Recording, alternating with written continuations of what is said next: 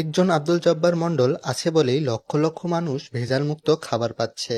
ভোক্তা অধিদপ্তরের এই কর্মকর্তা অসাধু ব্যবসায়ীদের ঘুম হারাম করে ছেড়েছেন, হয়ে উঠেছেন হাজার মানুষের আস্থার নাম। তিনিও তার দল কখনো বাস টার্মিনালে হানা দিচ্ছেন, কখনো মিষ্টির দোকানে অভিযান চালাচ্ছেন।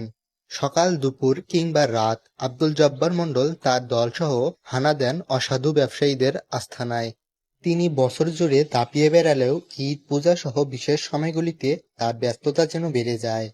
তেড়ে ফুঁড়ে নয়, তিনি ঠান্ডা মাথায় ধীরে সুস্থে অভিযান পরিচালনা করেন।